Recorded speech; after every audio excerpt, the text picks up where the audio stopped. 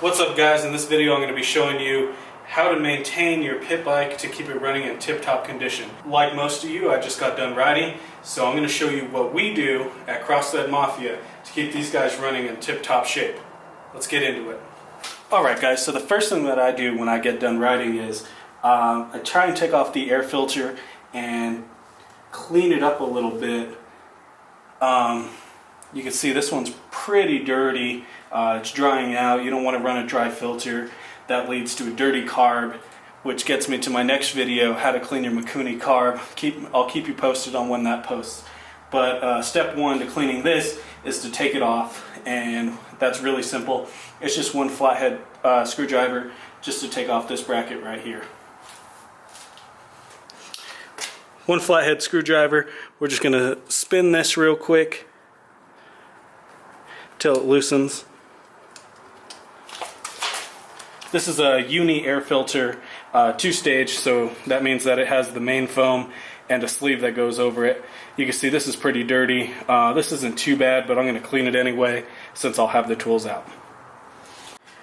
So the next thing I like to do while I'm cleaning the air filter is actually wash off the bike to get a lot of the grime and everything off of it. So to wash the bike with the air filter off, I just have a little bag and I fold it up a few times and I put it over the entrance or the intake of the carburetor like so, and I just get a rubber band and put it around here just so when I spray water on it, it doesn't get into the carburetor and cause a bunch of issues. Just like so. Another important thing to do before you wash your bike is to get yourself a wash plug for your exhaust. This is just an FMF one. These are really cheap, like $6 or $7. And you stick it in your exhaust pipe just so no water gets into there and settles at the front where the heads are and rusts.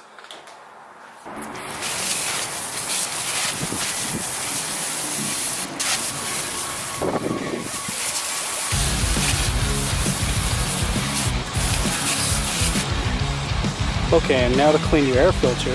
I don't know if you guys can see that, it's a little bright out here. But it's pretty dirty.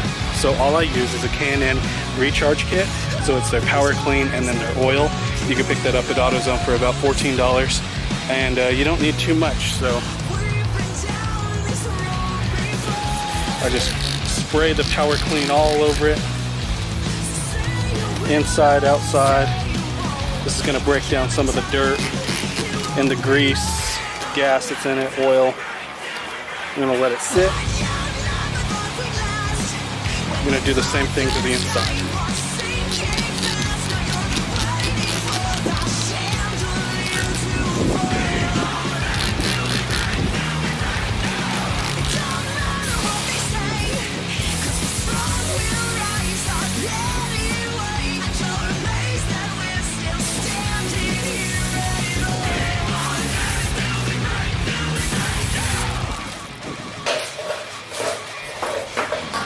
The next thing you want to do is clean your chain.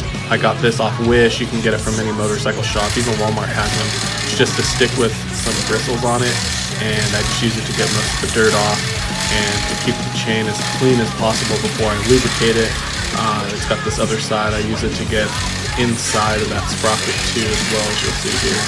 And it just knocks off all that dirt and debris. Now I use WD-40 on my chain because it's really dusty where I'm at. I read somewhere that if you use a chain lube and it's really dusty, you'll be cleaning your chain more often. I feel as WD-40 works as good as that chain lube does by Liquid Wrench. But yeah, just use WD-40.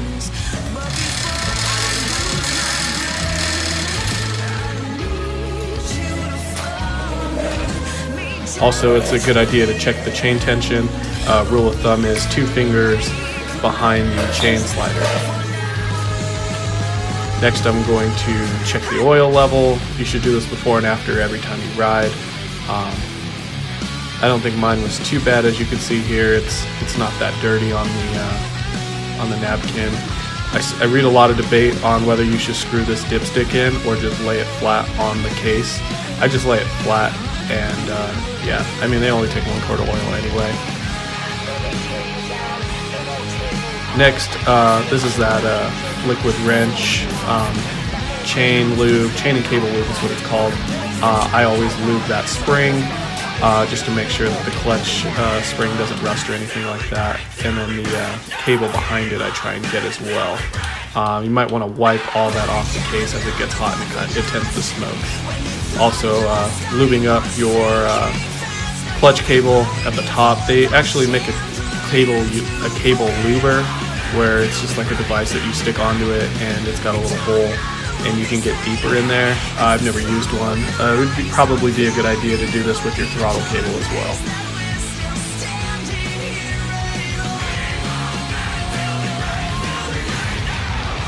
Checking tire pressure, I believe I run 12 psi in the back and 14 in the front, I believe. I know it's a really low number. I used to run a higher tire pressure, but I kept noticing that it would break the tube inside. Something would happen to the valve stem. Here I am lubing the freshly cleaned uni air filter outside of the two-stage filter, rubbing it in. I use gloves just because this stuff is kind of gross. I just work it in a little bit, all over, inside, outside. You can see it shines real nice once it's done. Now we'll do the inside. I always do this outside piece first, and then a little bit everywhere else, and then I rub it in. And then I rub it in as well. And slide the sleeve over the main filter part, and you're good to go.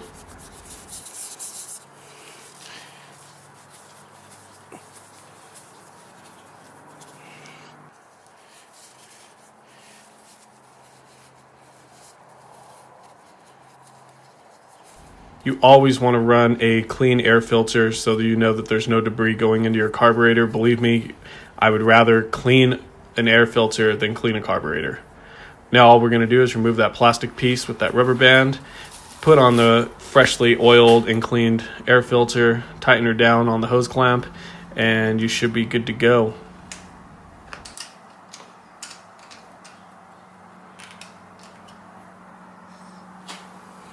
Alright guys, I hope you liked this short video on my preventative maintenance. There's a lot of things that you could always do. Just start a routine and stick to it. Another thing that I like to do is to go around and check all the bolts with the torque wrench. I'll post the link to the torque specs in the description below, or I'll put a picture of it right here and you can screenshot it and do whatever. But I kind of use this list as my Bible, and you can pick up a torque wrench for pretty cheap at Harbor Freight for like 11 bucks and it'll save your life.